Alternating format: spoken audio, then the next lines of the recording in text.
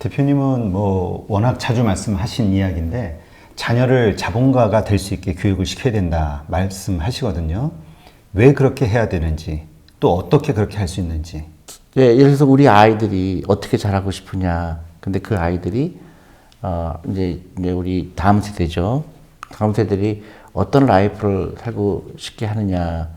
경제적으로 풍요로운 라이프를 다 살기를 원하잖아요. 네. 근데 자본주의 사회잖아요. 자본주의에서는 누가 더 돈을 벌죠? 자본가. 자본가가 벌죠. 그죠? 노동자는 돈을 못 벌죠. 네. 그래서 자본가가 되게 노력을 해라. 자본가라는 거는 이제 회사의 주인이 된다는 얘기죠. 네. 그게 이제 저는 제일 하라는 게 창업을 하라는 거죠. 중국 같은 경우는 40% 50% 대학생들이 창업을 한다고 그래요. 너무나 당연한 거죠. 근데 한국에 오니까 그 숫자가 일본하고 한국만 유일하게 5% 6%밖에 안 돼요. 대부분의 학생들이 창업하고 싶은 거를 자꾸 좌절시키는 이유가 자꾸 그런 식의 매스컴이나 그런 걸 얘기를 해요. 위험하다. 그리고 부모가 반대한다. 안정적인 거 택해라. 그러다 보니까 그것도 하나의 전염병이에요. 그러다 보니까 그 공무원 시험 보려고 그러고 그냥 모든 돈을 써갖고 시험 보는데 그 낭비를 하고 그게 이제 사회적인 전반적 분위기가 된 거죠. 저는 그 반대가 돼야 된다고 보거든요. 그리고 한국처럼 창업하기 좋은 나라가 없어요. 왜냐하면요. 똑똑한 학생들이 전부 창업하기 싫어하잖아요. 너무 기회가 많은 거예요. 근데 이런 얘기 하시는 분도 있어요. 자본가라는 말 자체가 되게 그 엄청난 부자들을 뜻하는 단어처럼 느껴지니까 내가 자본가가 된다? 그리고 자본가는 하여튼 돈이 많아야 되는데 내가 이런 게 잘 안 와닿는 거예요. 자본가라는 단어가. 근데 대표님이 생각하시는 자본가는 그냥 어떤 회사의 주식을 보유하고 있으면 자본가가 되는 건가요? 주식을 한 주 사는 순간 내가 자본가가 되는 거죠. 내가 동업을 누군가 한 거고요. 그래서 미국의 많은 큰 회사들은 이 종업원들도 너도 자본가가 돼야 된다. 우리 종업원들도 부자가 돼야 된다. 경제 독립을 해야 된다. 그래서 스탁 옵션을 주잖아요. 그래서 만약에 우리 회사 주식이 100불이면 80불에 살 권리를 주잖아요. 네. 그 이유예요. 당신은 우리 회사에 일하는 노동자지만 주식을 소유함으로 인해서 자본가가 되는 거니까 나는 자본가가 되거나 노동자가 되거나 둘 중에 하나만 골라야 된다는 거는 지금 잘못 생각한 거거든요. 내가 이 회사의 직원이지만 내가 시간과 노동을 제공하면서 돈을 받는 거는 노동자죠. 그래서 내가 그 회사의 주식을 소유하는 순간 동업자가 되는 거예요. 그래서 미국의 많은 그 노사 분규가 사라진 이유가 그겁니다. 회사가 주식을 나눠주기 시작한 것부터 되거든요. 그 다음에 퇴직연금이 주식에 들어오면서 다 주식 투자를 당연시 여기게 되면서 미국의 중산층이 늘어나게 됐고 또 새로운 기업이 나타나게 됐고 선순환이 된 거죠. 일본은 그거를 못한 거예요. 그 돈이 부동산 시장으로 들어갔고 또 개인들이 주식에 대해서 혐오를 하게 됐고요. 일본에는 더합니다. 일본은 주식에 대한 거를 부끄럽게 여긴다고 그래요. 네. 그러니까 그 일본이 계속 그 하락을 겪을 수밖에 없는 나라가 된 거죠. 대표님은 우리 여러 차례 그 황금알 낳는 거위를 표현하시잖아요. 그 부분에 대해서 다시 한번 설명해 주시죠. 뭐가 황금알 거위고 그걸 왜 죽이면 안 되는지. 그거죠. 예를 들어서 황금알을 낳는 거위는 계속 이제 그 거위를 기르는 사람은 네. 이제 그 황금알을 낳는 황금을 낳잖아요, 거위가. 네. 그러면 나는 그 거위를 소유하고 싶어야 되잖아요. 아, 그렇죠. 네? 그쵸? 계속 낳으니까. 네. 그래서 거위를 한 마리 기르던 걸 두 마리 기르고, 세 마리 기르고. 그러면 이제 내가 계속 경제적으로 문제가 없잖아요. 근데 어리석은 사람은 그 거위를 죽이죠. 그렇죠. 이게 쉽게 팔아먹든가.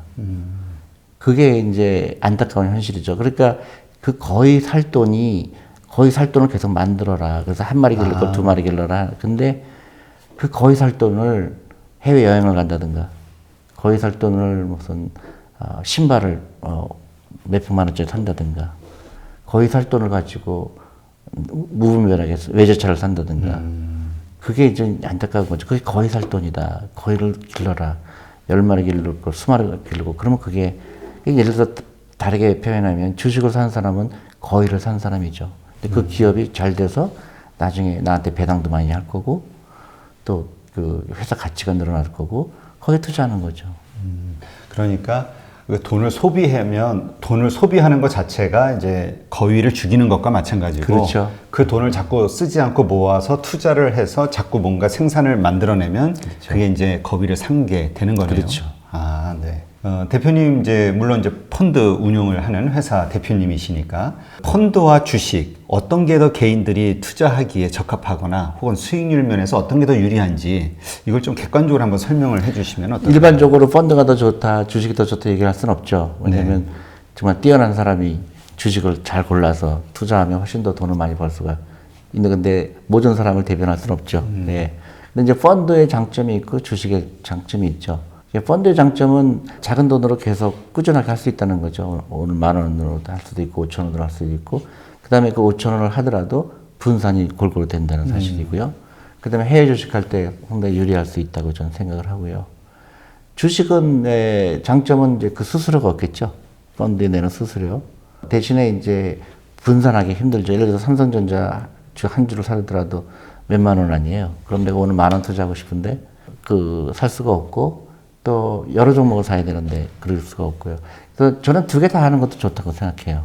왜냐하면 예를 들어서 내가 잘 아는 주식이 있을 수가 있거든요. 내가 어떤 분야에 예를 들어서 내가 전기차 회사에서 일하는데 네. 전기차에 들어가는 여러 가지 부품을 만드는 회사가 굉장히 경쟁력 있는 회사가 있다. 그러면 그런 거 내가 직접 투자하는 것도 방법이 될 수가 있겠고요. 근데 이제 일반적으로 내가 노후 준비를 위해서 하루에 10,000원, 뭐 20,000원씩 투자하고 싶은 거는 저는 펀드가 좋다고 생각하고요. 특히 연금저축펀드 저번에 나와서 얘기했죠. 연금저축펀드 같은 경우는 펀드밖에 할 수가 없고요. 그리고 세금 혜택이 있기 때문에 그 부분에서는 반드시 그거 먼저 해라. 네. 그 마침 말씀하셨으니까 연금저축 펀드에 대해서 다시 한번 좀 설명을 해주시죠. 지금 네. 저도 이제 다른 분 그 인터뷰를 하면서 연금저축 보험과 펀드와의 차이를 좀 알게 됐는데 이게 좀 차이가 크더라고요. 네네네. 근데 이제 연금저축 보험을 드신 분도 자기는 이제 연금저축 펀드에 들었다라고 생각을 하시니까 그 세금 공제되는 것 때문에. 근데 결과물이 별로 안 좋단 말이에요. 수익률이. 왜 이런 일이 발생이 되는 걸까요? 이렇게 연금저축보험하고 연금저축펀드의 결정적인 차이는 수수료가 월등하게 그 펀드가 낮습니다. 그러니까 그 면에서 수익률은 당연히 차이 날 수밖에 없고요. 근데 이제 보험을 드는 이유는 이제 원금 보장을 한다고 그렇게 하죠. 근데 그거는 기간을 생각하지 않은 거죠. 연금저축펀드는 원금 보장을 하지 않죠. 대신에 당연히 올라갈 거라 생각하는 거죠. 그리고 또 하나는 연금저축보험은 예를 들어서 내가 몇 달을 돈이 없어서 그 약속한 거를 하지 못하게 되면 그동안에 있었던 모든 그 세제 혜택이 없어져요. 아, 그래요? 네. 근데 연금저축펀드는 내가 예를 들어서 어느 정도 하다가 내가 경제적인 좀 어려움이 있거나 돈이 쓸 때가 있어서 투자 안 하더라도 상관없고요. 그리고 그런 몇 가지 있어서 저는 연금저축펀드가 훨씬 더 유리하다고 생각합니다. 네. 그리고 요새는 옮기는 게 굉장히 쉬워요. 아, 그래요? 네. 옛날에는 양쪽 기관에 다 연락을 해야 되는데 지금은 예를 들어 우리 같은 경우는 그 비대면으로 하게 했거든요. 네. 그래서 그 핸드폰으로 나 옮기고 싶다 느낌 들면은 그걸로 끝나요. 아, 네.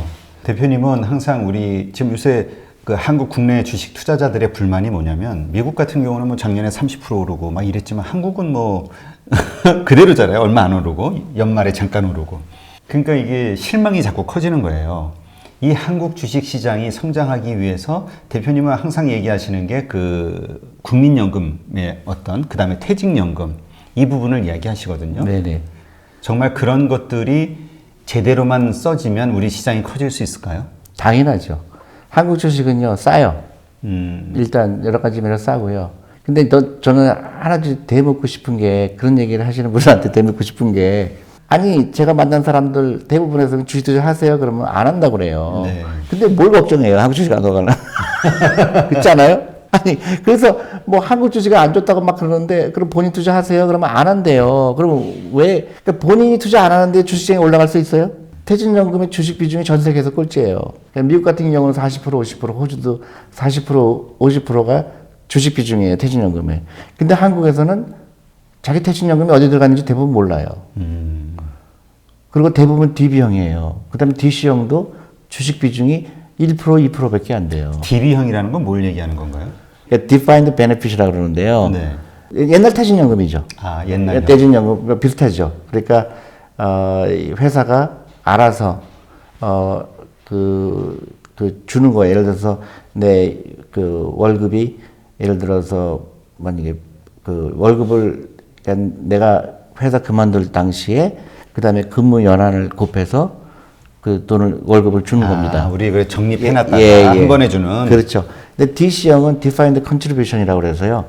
1년마다 정산을 해요. 회사에서 나한테 돈을 줘요. 대신에 네가 알아서 해라.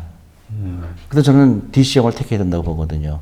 그래서 그걸로 제가 자유롭게 투자를 해서 그 돈으로 더 빠르게 내 노후 준비를 할 수 있다고 생각하거든요.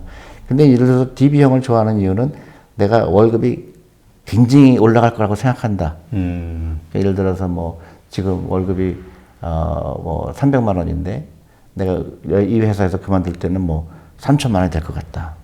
그렇다 그러면 DB형이 더 나아 보일 수는 있죠. 그게 그렇지만 대부분의 경우는 이제 임금 피크제도 나오고 있고 네. 그럴 가능성이 많지 않기 때문에 지금은 저는 DC형으로 하는 게 좋다고 생각하고요. 미국 같은 경우는 거의 다 DC형입니다. 네. 그러면 좀 전에 퇴직연금 말씀하셨지만 문제점이 퇴직연금이 주식을 매입하는 비율이 너무 비중이 낮다라고 아까 그렇죠. 얘기를 하셨잖아요. 예, 1%도 안 돼요. 1%도 안 돼요? 예. 미국 같은 경우는요? 40, 50% 되죠. 그럼 왜 한국의 그 퇴직연금에서는 한국 주식을 이렇게 사지 않는 거죠? 그 주식에 대한 그러니까 전체적으로 그 주식에 대한 인식이 잘못된 거죠. 전문가들도 그 위에 정책 당국자들부터. 대부분 그렇죠. 주식하면 안 된다고 생각하죠. 옛날에는 국민연금이 주식하면 안 된다고 법으로 정했었어요. 그래요? 그럼요. 그게 불과 한 20년 전에 그랬어요. 그만큼 주식에 대한 생각을 잘못하는 특히 이제 옛날에 교육받으신 분들은 주식하면 안 된다는 생각을 많이 갖고 있죠. 우리가 개인들이 주식 퇴직연금을 선택하든 그다음에 이제 그 아까 말씀하신 그 연금저축펀드 예. 이거를 선택할 때 나는 주식형으로 해야 된다. 이거 선택을 그것까지 마무리를 해야 되는 건가요? 그렇죠. 그래서 이제 대부분 그렇게 합니다. 그러니까 그 연령에 따라 좀 틀리죠. 연령에 따라 주식 비중을 얼마큼 할 거냐. 그걸 본인이 선택할 수 있나요? 그렇죠. 주식형 펀드도 있고 채권형 펀드도 있고 아니면 혼합형도 있고. 그런데 저는 주식형 비중을 100에서 자기 나이를 빼는 게 주식 비중이다 생각합니다. 그래서 내가 50이다 그러면 내 재산의 50%가 주식에 들어가 있어야 돼요. 주식형 펀드나. 그렇군요. 우리 이제 예전에 대표님하고 말씀 나눈 적이 있었잖아요. 미국의 그 헤지펀드에서 일하는 그 애널리스트 그 어머니가 한국에 이렇게 좀 불렀으면 좋겠다 해가지고 이제 대표님한테 제가 연락을 한번 드렸었을 때 대표님은 미국에서 계속 커리어를 쌓는 게 낫다 이야기하셨던. 근데 이제 그분이 이번에 한국에 와서 이제 저희 방송에도 나와서 인터뷰를 하고 했었는데 미국 시장 헤지펀드 그 구조에 대해서 설명도 잘 해주고. 근데 이제 분도 그 이름이 스텔라인데 그 스텔라도 하시는 말씀이 뭐냐면 미국에서 봤을 때 한국 시장에 투자를 하지 않는 이유가 이제 두 가지를 얘기하더라고요. 하나는 그 북한과의 문제, 정치적 문제, 그 전쟁에 대한 위험. 그 다음에 하나는 지배구조 문제. 그래서 너무나 주주를 위한 그 정책들이 잘 안 나오는. 이것 때문에 뭔가 선입견이 생기면서 투자를 조금 꺼려한다, 외국인들이. 이런 얘기를 하더라고요. 우리 한국이 이게 바뀔 수는 없나요? 아니, 저는 이제 그 북한 문제는 하루아침에 생긴 게 아니잖아요. 그렇죠. 그러니까 그거는 크게 걱정할 부분은 아니고 그 기업 지배 구조가 좀 심각하죠. 네. 근데 그렇기 때문에 또 주식이 싸요. 그게 다 옛날에 20년 전에 한국 주식을 보면 숫자를 못 믿었잖아요. 네. 그 분식을 하도 많이 해서. 근데 지금은 그런 일은 없어요. 감옥에 가거든요. 그렇죠. 그러니까 적어도 숫자에 대해서 거짓말은 안 하거든요. 그래서 그것도 굉장히 발전됐고 최근에 또 그 법도 통과가 됐잖아요. 그 여성이 이제 사회이사에 들어와야 된다는 게 그런 거 굉장히 큰 발전이거든요. 그래서 다양성이 생기게 되고 근데 또 다시 닭이 먼저 달걀이 먼저예요. 사람들이 주식 투자 안 하기 때문에 기업이 마음대로 해도 아무도 거기에 관심이 없거든요. 투자를 하게 되잖아요. 그럼 관심 있죠. 그러면 왜 배당을 많이 안 해주냐. 그래서 이거는 같이 물려가는 거예요. 그리고 한국 최근에 제가 그런 뉴스를 봤는데 빅숏이라는 영화 있었잖아요. 아, 예, 네. 예. 거기에 이제 배경이 되는 인물이 한국 주식이 싸다고 얘기를 했어요, 최근에. 그래서 저는 반드시 그 사람 얘기해서 좋은 게 아니고, 저랑 비슷한 생각을 갖고 있는 건지 한국 주식 너무 싸다. 예. 그러니까 그 스텔라 그분도 그런 얘기를 하더라고요. 왜 이렇게 좋은 주식들이 이렇게 싼데 왜 이런 가격밖에 못 받느냐. 예, 이거에 대해 그래서 되게 한국 주식에 대해서 호기심을 많이 갖고 있더라고요.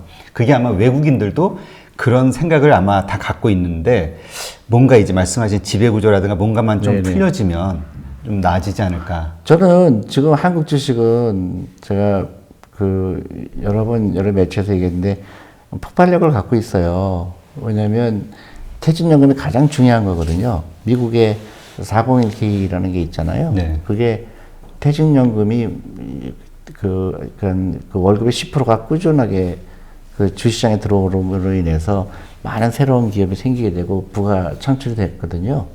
근데 한국은 지금 연금저축 펀드도 연금저축 보험으로 대부분 갖고 있고 그게 한 110에서 120조가 지금 은행 예금에 들어가 있어요.